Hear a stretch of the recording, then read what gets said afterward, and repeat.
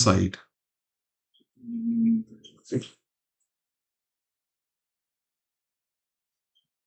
But if I talk about my subject, that is cons and endo, I would say that majority were from the notes only. If you have gone through the class notes nicely, you would have been able to answer almost all the questions correctly. Okay.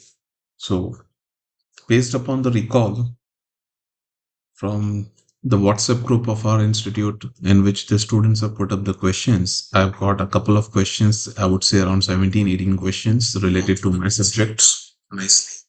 Okay. So let us start the discussion. The question number one, as I received on the recall basis, it is asking not a technique for CAD CAM. CAD CAM, all of you know, that is one of the latest techniques that is using computer aided designing and computer aided machining for fabrication of dental prostheses, etc. Which is not a technique for CAD CAM, the question is asking. The options given were flowable or fluid resin modeling. Now, fluid resin modeling is one of the technique that uses computer assisted designing and manufacturing for prosthesis fabrication.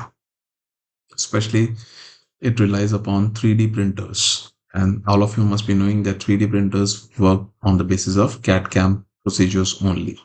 So definitely option A is one of the technique. Selective laser sintering. Now, I do not know whether it was the perfect option or not, but because it is quite confusing, selective laser sintering. But if you just look at the last two words of the option, that is laser sintering, then it is definitely giving a hint that laser sintering is basically controlled by some sort of a computer. It is programmed and it is executed by a computer. So CAD CAM designing definitely helps in laser sintering would be the answer. Stereolithography. Lithography basically means the tracing and of all these things. Stereo means in the three-dimensional space. So this also is related to a CAD CAM processing. And the fourth option, pressing. Pressing, even if you are not aware of all these terms, you can simply choose the correct answer based upon the method of exclusion, because if I look at the options A, B, and C, they clearly indicate some sort of computer is involved in them.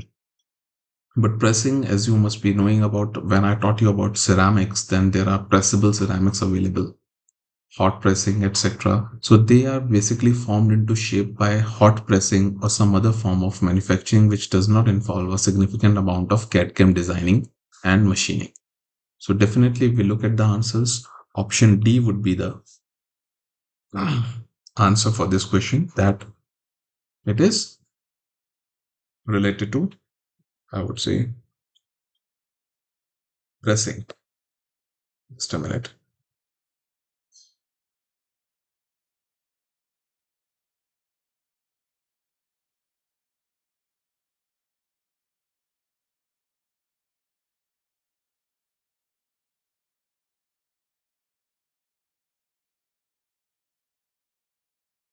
Answer would be pressing.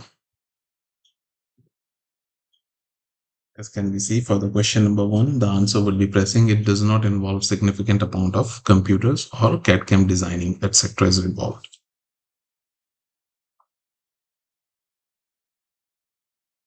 Coming over to question number two.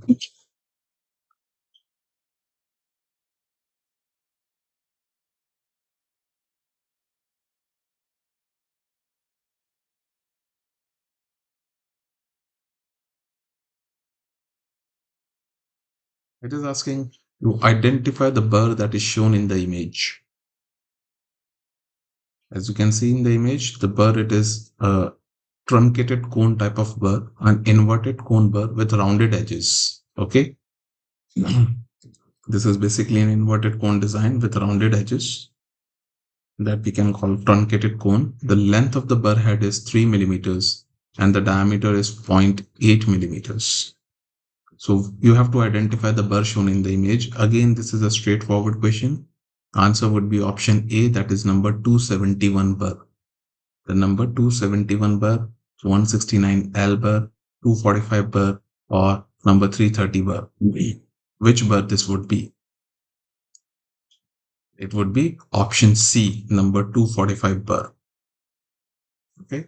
As you can see, it is a shape of an inverted cone. This is used for basically dental amalgam tooth preparations. This burr number 245 burr is used for dental amalgam tooth preparations with a head length of 3 millimeters and a head diameter of 0.8 millimeters. So, if I talk about question number 2, as you can see, the burr head design is something like this. Length is 3 millimeters and the diameter is 0.8 millimeters. This is number 245 burr, which is used for dental amalgam tooth preparations. So option C would be the answer for question number 2. Number 271 burr, that is option A, is used for inlay tooth preparations. Okay, it would be having a shape like this. Tapered fissure burr with a flat end. Number 169 L burr. This is number 271 burr. Number 169 L burr is a smaller version of this burr only, which is also having a shape of tapered fissure. And number 330 burr is used for the most conservative amalgam tooth preparations. Number 330 burr. It is a small pear-shaped burr. It is a small pear-shaped burr, which is used for the most conservative amalgam tooth preparations. It would be something like this. A burr shaped like this. So it is a very simple and straightforward question. Number 245 burr, option C would be the answer for this question.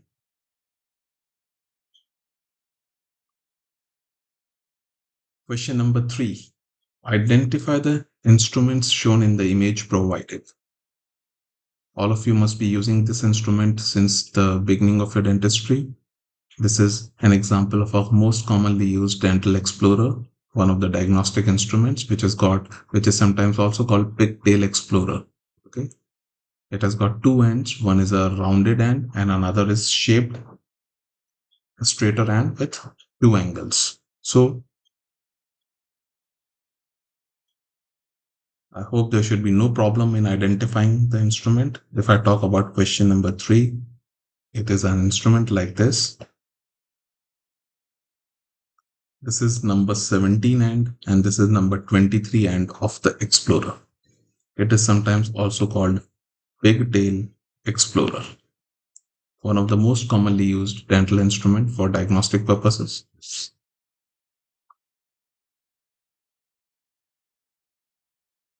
Okay.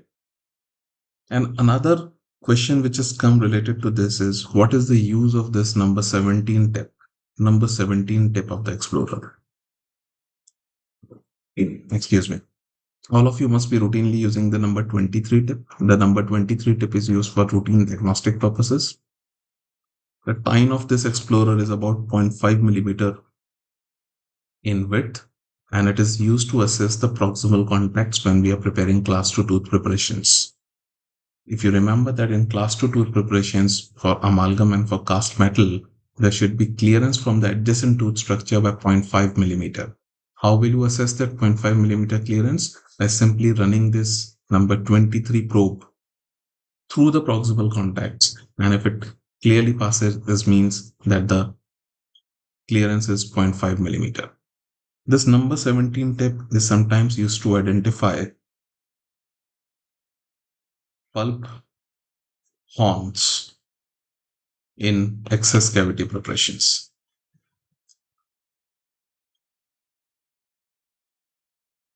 What is the meaning of this? Identification of pulp horns in excess cavity preparations. Suppose if I talk about an anterior tooth, that would be having pulp horns like this, isn't it? This is the pulp horn in an anterior tooth.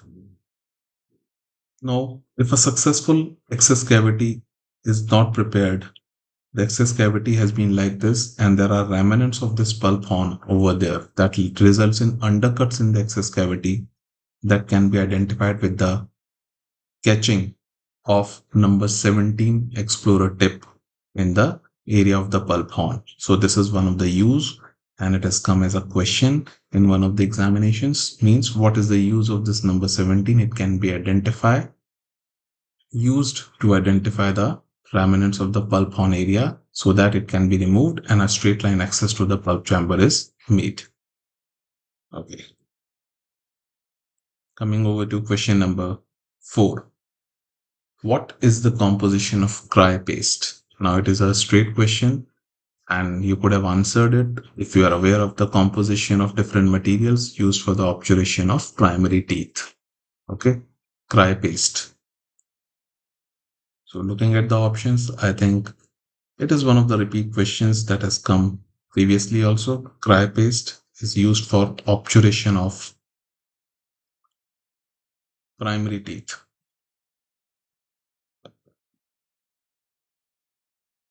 Okay, and it is better than ZOE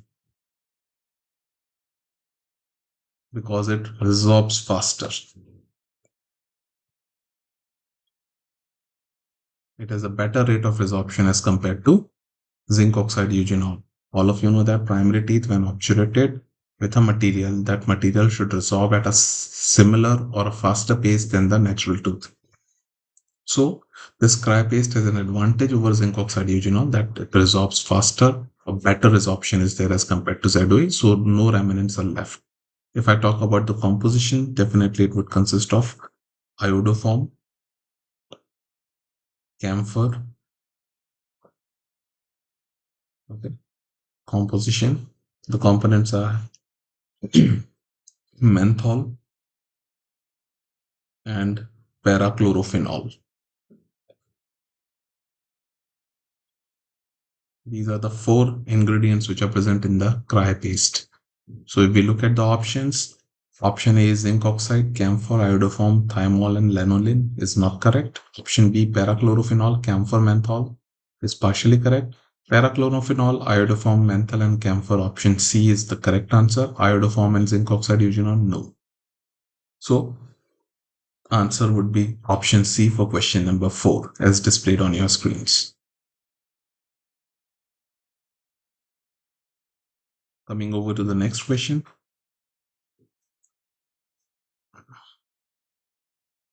All of the following are goals of regenerative endodontic procedures except it is asking you what is not the goal of regenerative endodontic procedures. Option A is elimination of clinical signs and symptoms, increase in root length and canal diameter, positive pulp vitality response, and complete obliteration of the root canal. This is a question which helps you in the logical explanation by simply you have to remember what goals we have to achieve with regenerative endodontic procedures. Regenerative endodontic procedures, all of you must be remembering that are used for immature pulpless teeth, means non-vital teeth with wide open apex. We can attempt regenerative endodontic procedures. The conventional treatment for such teeth has been apexification. Regenerative endodontic procedures are better than apexification because they are physiological based procedures which help in increasing the length of the root and diameter of the root canals. They help in elimination of clinical signs and symptoms, isn't it? The clinical signs and symptoms are eliminated is one of the definite goals. Positive pulp vitality response, option C, is a desirable effect because, as the name indicates, regenerative endodontic procedures, if the successful implication occurs of the protocol that we follow, then there would be regeneration of certain vital nerve fibers inside the pulp chamber and it would result in positive pulp vitality response. Now, complete obliteration of the root canal. Obliteration of the root canal basically would be meaning that there is calcification of the root canal or obliteration of the root canal. Definitely that is not one of the goals. So if I talk about goals of REP, regenerative endodontic procedures, then definitely resolution of symptoms is one of the goals. means patient would not be experiencing any pain, swelling, or any other symptom associated. Then increased root length and root wall thickness. Increased root length and root wall thickness is another goal because of the physiological based procedure. Another desirable outcome is resolution of periapical pathology. That was not given in the options, but is one of the goals of regenerative endodontic procedures that if the tooth is having a periapical lesion, by successful regenerative endodontic procedures, that there would be resolution of this periapical lesion. Another goal is apical closure. Apical closure. The tooth has been with wide open apex. There would be closure of apex by successful regenerative endodontic procedures. Another desirable goal or outcome is return of pulp vitality. Means we are attempting it in a tooth with immature pulpless status. So a pulpless tooth in which we have attempted regenerative endodontic procedures, there would be successful regeneration of pulp and there would be positive pulp vitality response. So these are the outcomes, desirable outcomes. Definitely obliteration of the root canal is not the desirable outcome and would be the answer. Option D would be the answer for this question.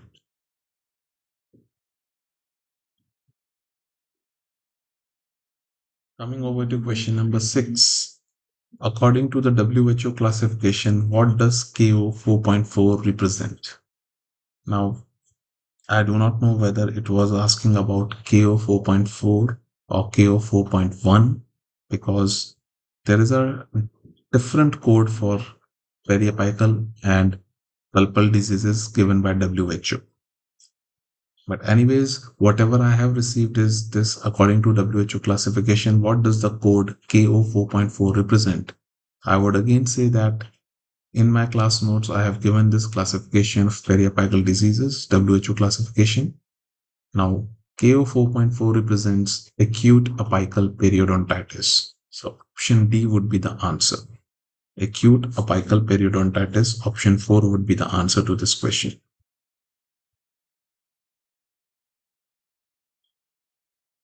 Okay. If we talk about the WHO classification of periapical lesions and pulpal lesions, WHO classification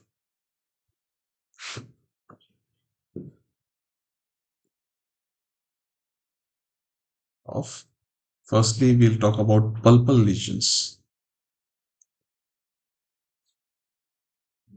Because in some of the recall channels, I found that the code asks was KO 4.1 or something. Okay. So anyways, I'll tell you about both the codes. Pulpal lesions, if we talk about, it starts with KO 4.0. That is, talk about pulpal lesions. KO 4.1 means pulp hyperemia.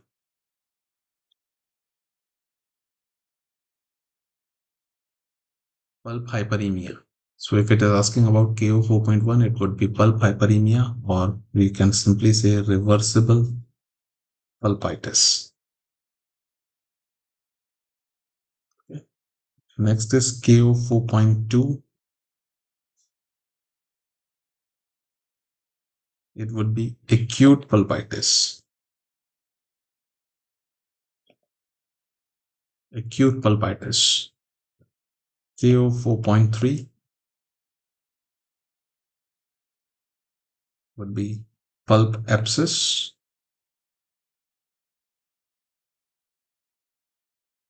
KO 4.4 would be chronic pulpitis.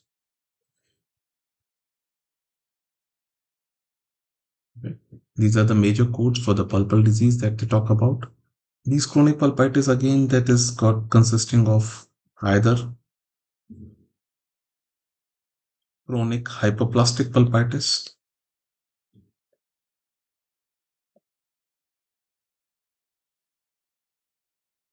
etc.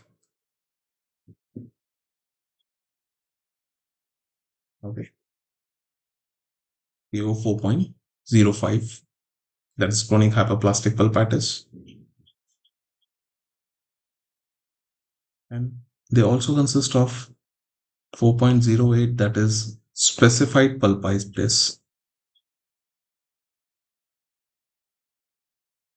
and 4.09, that is non-specified pulpitis.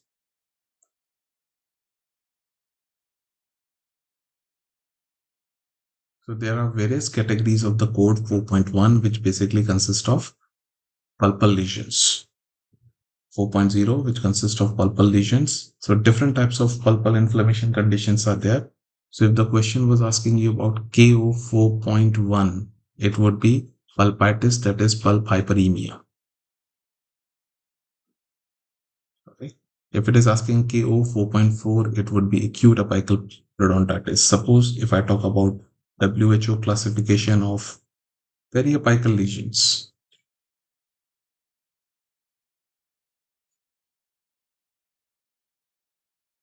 Okay. It starts from KO 4.4, that is acute apical periodontitis. KO 4.5, chronic apical periodontitis. CAP stands for chronic apical periodontitis. KO 4.6, apical abscess.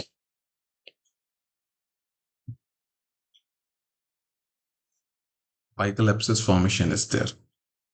This is further divided into with sinus formation.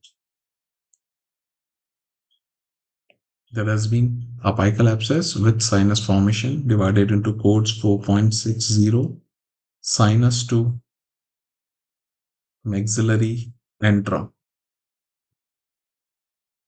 The opening of the sinus is in the maxillary antrum. 4.61, sinus formation to nasal floor of the nasal cavity. 4.62, sinus is opening. There is a case of apical abscess with sinus formation, but the sinus is opening where? It is opening where? In the different locations, and depending upon the location, the code number is given to it. Oral vestibule. The sinus is opening in the oral vestibule, and 4.63, the sinus to outer skin.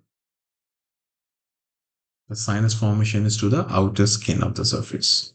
Then code KO 4.7 is apical abscess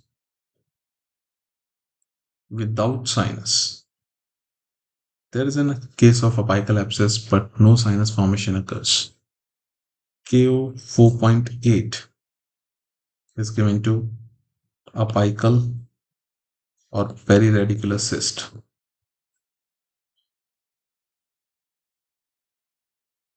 This can be either 4.80, 4.81, or 4.82. Subcodes are given to the periapical cyst. This is apical and lateral cyst.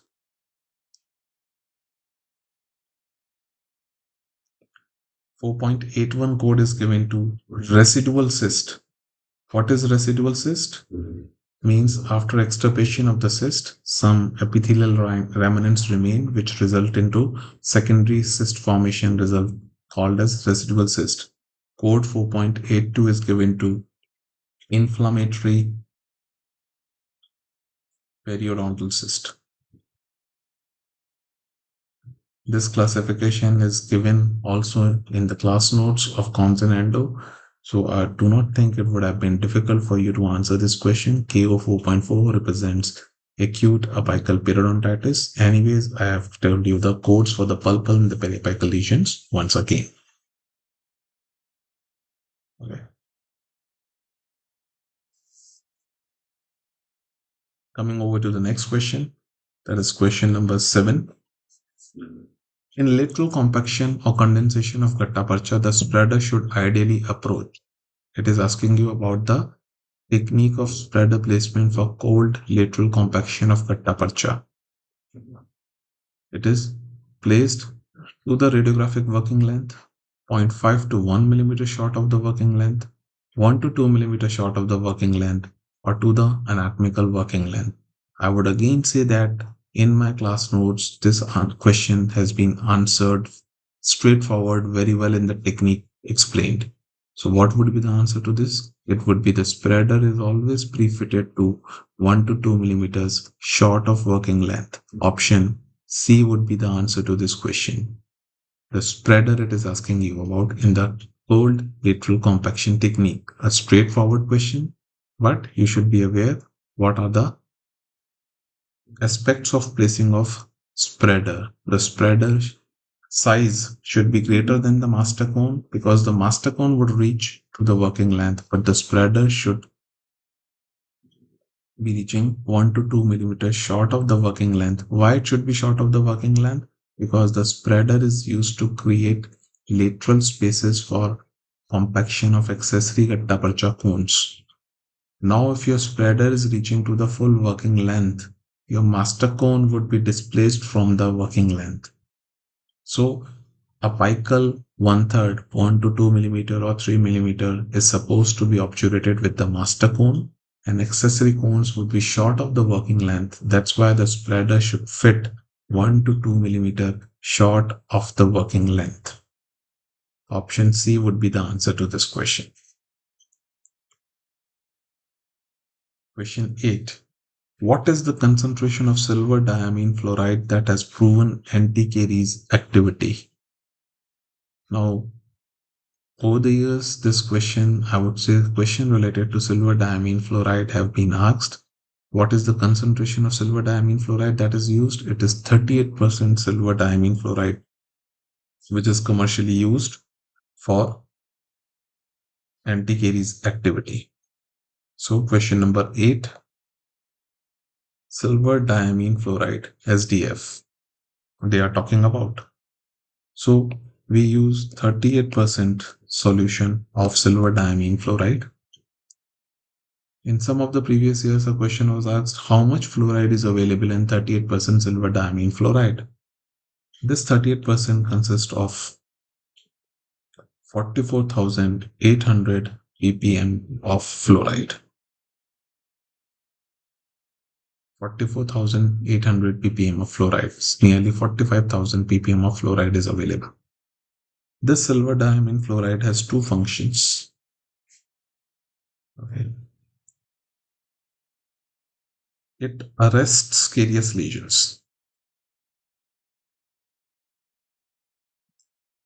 It arrests the carious lesions. Active carious lesions are there, and suppose a person who is having active carious lesion is present in a remote area or underprivileged area where access to the restorative dentistry is not freely available, then to interimly inhibit the progress of such carious lesions, we can use silver diamine 38% fluoride solution. This arrests the carious lesion and it has an added benefit of anti-hypersensitivity agent. So it has dual functions. It is both anti-hypersensitivity, it prevents dentinal hypersensitivity, and it arrests the active carious lesions. These carious lesions are arrested for up to 24 months period. For nearly 2 years, the activity of the carious lesions is reduced. That is sufficient time to allow for a definite restorative treatment. Okay, it is used by 3-minute application width. I am telling you the different clinical aspects of using silver diamine fluoride. It arrests the active carious lesions for up to 24 months period. So it is not a permanent solution. The permanent solution would definitely be a complete excavation of caries and putting a restoration over there. But for the time being, up to 24 months, it can arrest the progress of carious lesions. How it is used? It is used by 3-minute application on teeth with a micro brush. A micro brush is used for 3-minute application, and it is a simple procedure. Simply the biofilm is reduced, removed from the tooth surface, and it is applied with a micro brush for 3-minute application. If we talk about the disadvantage, it causes black staining of teeth. Why black staining occurs? Because of silver ions present in it. Silver causes black staining of the teeth. They would become unsightly, almost jet black in color. These are the different aspects. So if we come back to the basic question that was asked, what percentage of silver diamine fluoride is used? The answer would be we use 38% silver diamine fluoride. Okay. Coming over to the next question. I think this is a repeat. I've already discussed this question for lateral compaction of gutta percha. The spreader should be fit to. Answer would be 1 to 2 millimeters short of working length. Okay. Question number 11. All are reasonably true of post preparation except. Now, looking at the options, some of the students would find this question to be very tricky or something. But again, I would stress upon that in the class notes, this has been very well explained and answered. So, all those who have gone through the class notes very well would not have had any difficulty in answering this question. But again, let us discuss the options that were given. And if I talk about the options, they are a straight pick from textbook, that is Engel and post factors it is talking about. So let us look at the options. All are true for post preparation except it should go at least 4 millimeter apical to the alveolar crest for minimization of dentin stress. If I talk about a tooth, which is like this, okay, and it is fractured, there is loss of substantial amount of corneal tooth structure, and we decide that such tooth can be restored into form and function only by placement of a post in the root canal. Then what would be the factors that we would consider for the post placement? So suppose this is the picture of the tooth. Finally, this is the root now. If I draw it, this is the crest of the alveolar bone. And this is the gingival soft tissue that is covering over here. This is the gingival tissue. And this is the alveolar bone. This is the root canal. Then the post placement factors. We would select a post like this. And if we measure the minimum distance of the post inside the root canal below the crest of the bone, then this should be at least 4 millimeter for adequate length of the post. So if we look at the option 1, should be at least 4 millimeter apical to alveolar crest for minimizing the stresses on dentin is true. So option A is correct. The length of the post which is extending below the crest of the bone should be minimum 4 millimeter, because as long the post is desirable, lesser will be the stress on the dentin inside the root canal. Looking at option number 2, in average root length, in average rooted tooth, I do not know whether this language is correct or not. The post should go inside the canal by 1/3 of the root length. Okay, whatever is the language, but if we look at the length of the post, option B is talking about length of post, overall length of the post. Option A was talking about length of the post below the crest of the bone, not the full length of the post. For long rooted teeth, or we can talk about for single rooted teeth, post should be 2/3 to 3/4 of root length. 2/3 to 3/4 of the root length. Always remember that post should be as long as feasible. Okay. Option B is talking about it should be inside the canal by 1/3 of the root length. 1/3 root length. It is well below than 2/3 to 3/4 of what is recommended. So option B is not fully correct. Let us look at other options. Option C. It should go up to 7 millimeter in molar roots inside the canal from the chamber, from the floor of the chamber. Okay. Again, if we talk about, suppose this is a molar, a broken down molar. This is the orifice. Then this is a post that is placed inside it. Then the length of the post below the orifice should be maximum. This is not minimum, but maximum 7 millimeters. Should go up to 7 millimeter in molar roots inside the canal from the floor, chamber floor. Okay.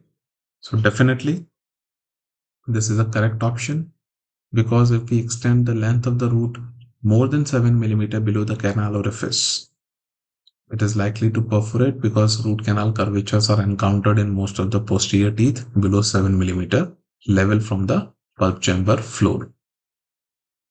So this is the correct option.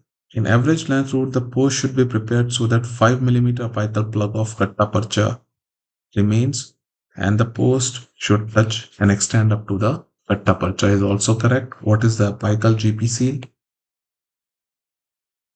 Apical GP seal should be 4 to 5 millimeter. The range is 4 to 5 millimeter, and I have already specified many a times previously also that 5 millimeter is the standard katta seal below the post that is required. So options A, option C, and D, they are correct.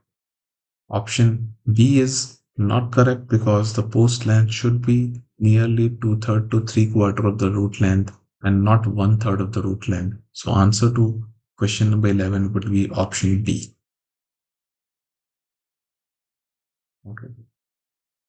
Coming over to the next question.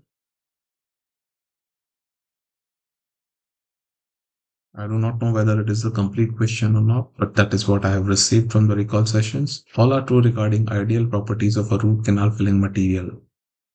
Should never resorb, should slightly contract after setting. I do not know what were the two other options, but if we look at the option B, definitely root canal fillings that we do, obturations, sealers, or whatever filling we use should be permanent for the life of the tooth. So they should never resorb. Is correct.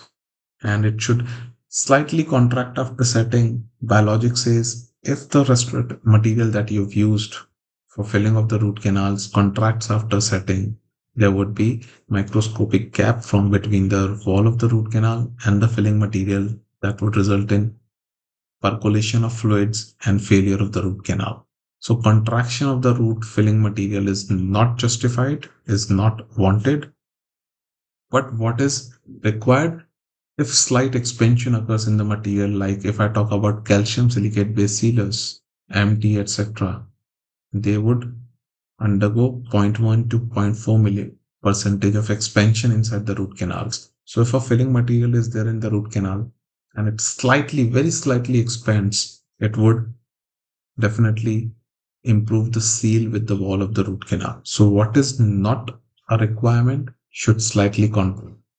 This is one of the disadvantages of zinc oxide eugenol when used as a sealer, that it undergoes setting contraction. It contracts upon setting. Okay, that's why newer sealers like calcium silicate based sealers are advantageous, because they undergo slight expansion and they improve the seal of the obturation with the wall of the root canal.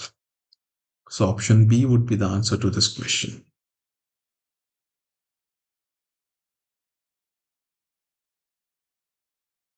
Another sort of question was there regarding the post space preparation, which is true regarding post space preparation.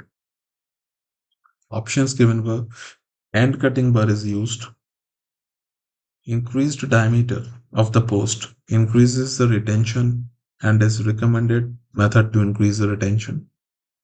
For molars, one has to be careful in preparation of distal aspect of mesial root and mesial aspect of distal root, as concavities might be there.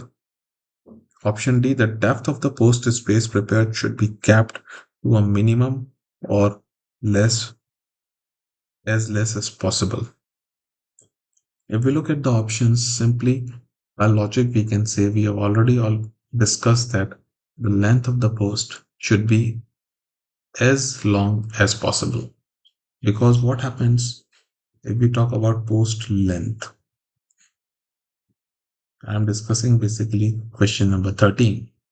Then, if this is a root and this is a post that is placed, okay, this post, it acts like a class 1 lever. In your basics school physics, you must have read about different classes of levers like class 1, 2, and 3 lever. Whenever you place a post inside the root canal, it acts like a class 1 lever because this is basically the fulcrum. This is the load and this is the resistance. What is the load? The occlusal load, the masticatory load. The masticatory load in the patient remains more or less in a similar range because every patient has got a unique biting force. The fulcrum is there. If the resistance is long, the length of the post inside the root canal is long, then definitely much of the load is required to fracture the root or dislodge the post. If the length of the post is less, it is extending inside the root, you are using a shorter post, then definitely the same amount of load would displace the post or lead to root fracture. That's why post should always be as long as possible. Looking at the option, hand cutting burr is used for the post space preparation. Definitely, all which is true for the post space preparation. I would say there is some problem with this question in the sense language, which all is true except should be there. Hand cutting burr is used. We do not use an hand cutting burr. We normally use what? Like piezo reamer.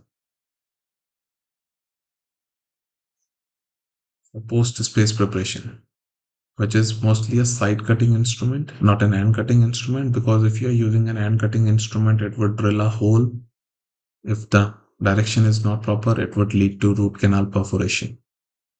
Increased diameter increases the retention and is recommended method to increase the retention is true because as the diameter of the post increases, okay, the retention of the post inside the root canal would definitely increase. A thinner post is less retentive, a thicker post is more retentive. So this option B is partially true. For molars, one has to be careful in preparation of distal aspect of mesial root. If we talk about mandibular molar, suppose it has got two roots like this, mesial and distal, and the root canals are like this. One has to be careful on the distal aspect of the mesial root. Definitely the mesial root, the distal aspect, the dentin is thin. The mesial aspect, the dentin is thick. So we have to be careful with the distal aspect of the mesial root and mesial aspect of distal root. Mesial aspect of distal root, as concavities might be there. This is also partially correct because for the mesial root on the distal side, this is the distal, and the mesial side, the dentin is thick. On the distal side, the dentin is less. So basically related to anatomy of the tooth structure, we have to be careful. If you remember, one of the cleaning and shaping techniques that we have discussed is anti-curvature filing. Because whenever there are curvatures inside the root canal, on the inside of the curvature, the dentine support is less. On the outside of the curvature, the dentine support is more. So we employ anti-curvature filing to prevent perforation on inside of the curvature. Similar aspect is there. If I am preparing post space in a curved root like mesial root of a molar, then on the distal aspect of the mesial root, because of the concavity, there are chances of perforation. Option D, the depth of the post space should be kept to a minimum or less as possible. This is not true. The depth of the post space should be as maximum as possible. We already know. So option A is not correct. We do not use an end cutting burr. Option D is not correct. We keep the depth of the post space preparation maximum. Option B and C, the increased diameter increases retention and is recommended method to increase the retention. No. This option B is partially correct. The diameter of the post increases the retention but is not the recommended method, because what is the recommended method of increasing the retention? To increase the length of the post. Okay. We have to use a longer post to increase the retention of the post. So option C would be the best possible answer to this question. That is only which is most correct out of the 4 options. Okay.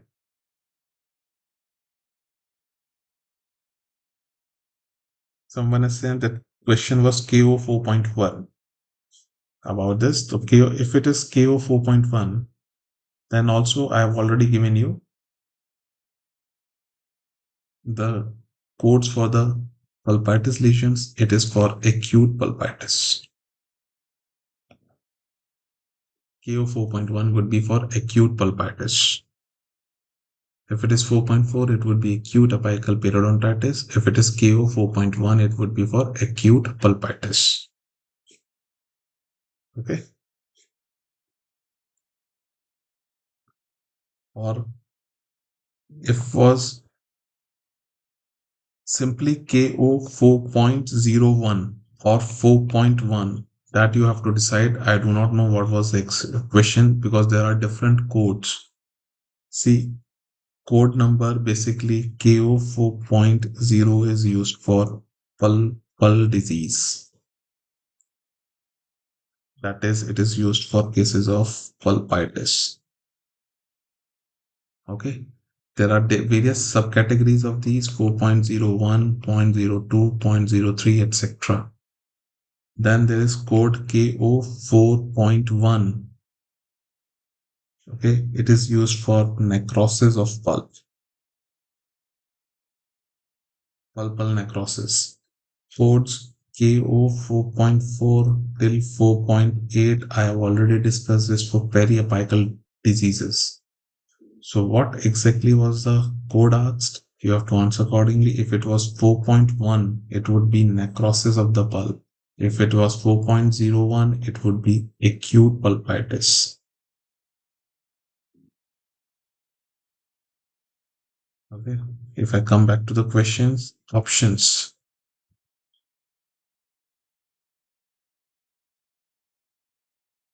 Now, if it was 4.01, it would have been acute pulpitis, because if it was 4.1, that indicates pulp necrosis, but I cannot see the pulp necrosis in the options. Pulp degeneration would be 4.2. Pulpitis would be 4.0. And acute apical pulpitis would be 4.4. So we have to answer these accordingly. So again, please try to recall. I would take a separate session about all these things, but I've already told you what are the codes used for these all. Now, coming over to the next question, that is question number 14. The root end preparation during microsurgical endodontics is done by. Root end preparation during microsurgical endodontics is done by ultrasonic set. It is a very logical thing to look at. High power with water coolant, high power without water coolant, low power with water coolant, or low power without water coolant.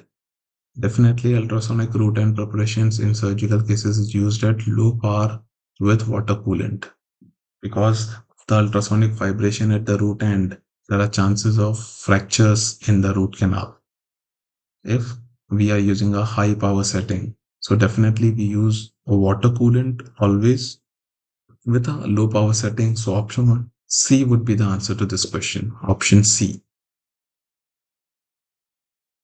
Okay. All of you must be remembering this all thing also I have discussed in the class notes, that ultrasonic route and preparations.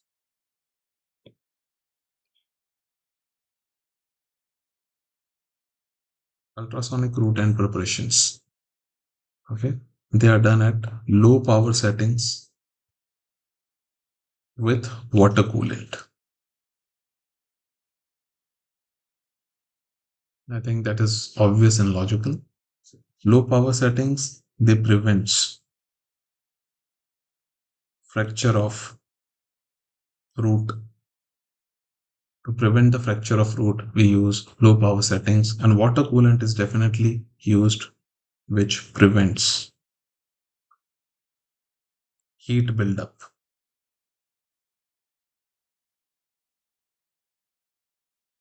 Okay. Coming over to the next question, which is not critical regarding perforation repair. Level of perforation, time elapsed, size of perforation, and nature of perforation, pathologic versus iatrogenic. I think you should not have any difficulty in answering this question. Option D would be the answer here. Whether it is a pathological perforation or an iatrogenic perforation, the treatment remains the same. Isn't it? Perforation is a perforation irrespective of the cause. Level of perforation, whether it is in the coronal, middle, or the apical one third of the root, has a definite influence. If it is in the apical one third of the root, the prognosis is best, but the difficulty of perforation repair is maximum. Vice versa for the coronal one third. If it is in the coronal one third, it is very easy in accessing the perforation site, but the prognosis is somewhat difficult because of constant seepage of fluid inside the perforation. If the question is asking which is the most critical factor in successful perforation repair, then it would be time, not the size nor the location. The time of perforation repair is the most critical factor. It should be repaired at the earliest possible time, because if we delay the repair of perforation, there would be formulation of granulation tissue at the perforation site, and that would make sealing of the perforation and hemostasis very difficult. So time is the most critical factor. What are the other critical factors? The location and the size of the perforation. What is not a critical factor? What is the cause for perforation, whether it is pathologic or iatrogenic? So option D would be the answer to this question. Okay.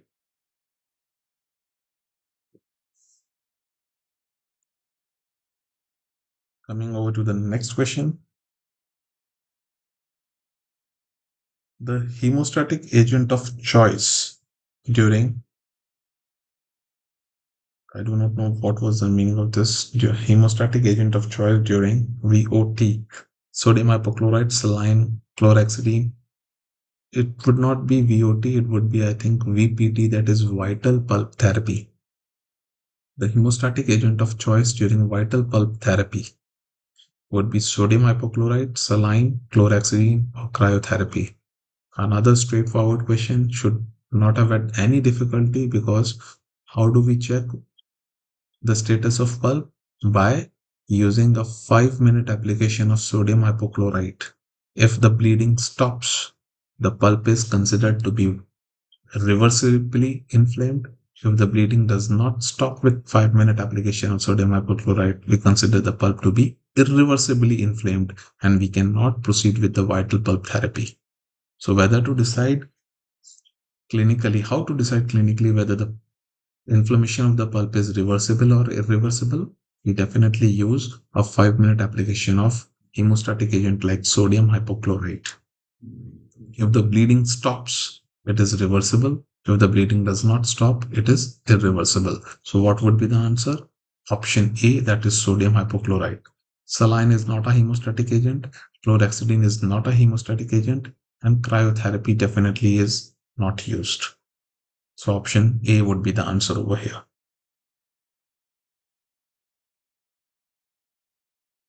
Okay. Question number 17. The pulp capping agent for choice in pulpotomy is another question related to vital pulp therapy. I think this is more of your pedo subject, but anyways, it is talking about pulpotomy, MTA, super EBA, fast setting calcium hydroxide or slow setting calcium hydroxide. Now, all these agents can be used for pulp capping in pulpotomy procedures. But if we look at the most favorable material, it would be a calcium silicate based material like mineral trioxide oxide aggregate. So MTA would be the best possible answer over here. The second better answer would be a fast setting calcium hydroxide. Okay. And then super EBA. I'm telling you, all of these can be used for capping in cases of pulpotomy. But MTA and similar materials like biodentine or any other calcium silicate based material is the most favorable. So would be the answer over here. I think this was an image based question. The image is not provided. The white colored block of dentine, non-carious marked by arrow, underneath it, normal yellow dentine is there. What is this? I think this was a section of a dentinal carious tooth, and it was asking about what was the dentine. So, as I do not have the figure, what I am doing, I am just explaining it with the help of a cross section of a carious tooth. Question 18. If this is a tooth structure, this is the pulp organ, and this is the dentine. Then the carious lesion would expand at the dentine enamel junction like this, and it would spread further. So there are zones of dentine which are formed. The innermost zone, middle zone, and the topmost zone. I'm marking with different lines. The innermost zone is known as hard dentine. The second zone is firm dentine. And the third zone, topmost zone, is soft dentine. Zone 1, zone 2, and zone 3. Hard, firm, and soft dentine is there. Firm dentine is called affected dentine. Zone 2. The outermost soft dentine is infected dentine.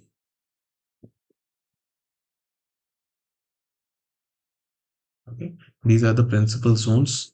So the innermost zone of the dentine is the toughest due to formation of reparative dentine, and it is very hard clinically. The firm dentine is leathery in consistency. It is affected and it should not be removed during operative procedures. The topmost layer is soft and wet, friable dentine is present. That is infected dentine. It has to be removed during operative procedures. As I do not have the exact figure which came into the exams, but if it is asking about hard, soft, firm dentine, then hard dentine option A and option D, they basically indicate the same zone of dentine, that is reparative dentine, or the hard dentine is the bottommost, innermost layer of dentine. The middle layer is the firm dentine and the topmost layer is soft dentine. This is how you can answer this question.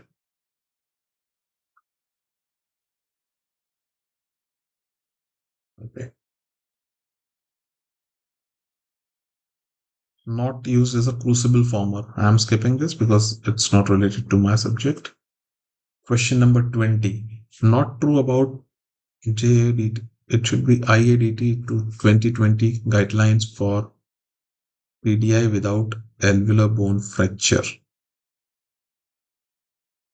For not true about IADT guidelines, International Association of Dental Traumatology guidelines, which is not true for tooth without alveolar bone fracture is luxation injuries are given basically avulsion 2 weeks.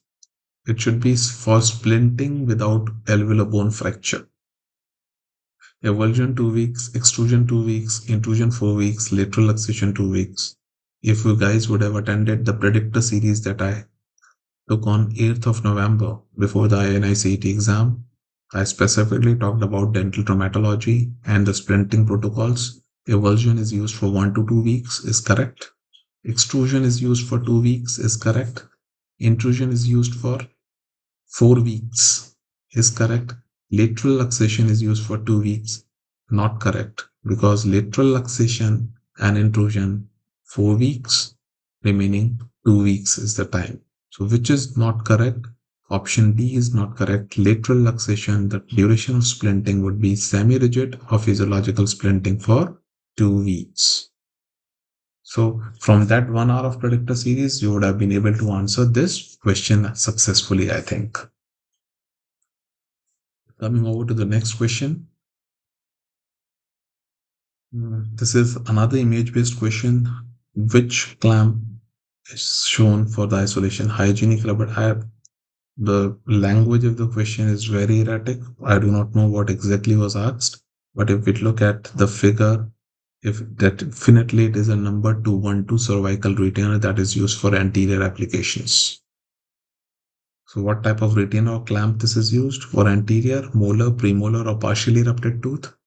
Definitely it is a number 212 cervical retainer used for anterior tooth or class 5 tooth isolation. So best possible answer would be option A, that is anterior tooth.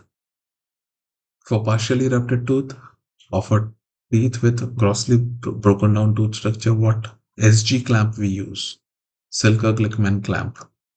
And this is a clamp with 2 bows and 2 jaws.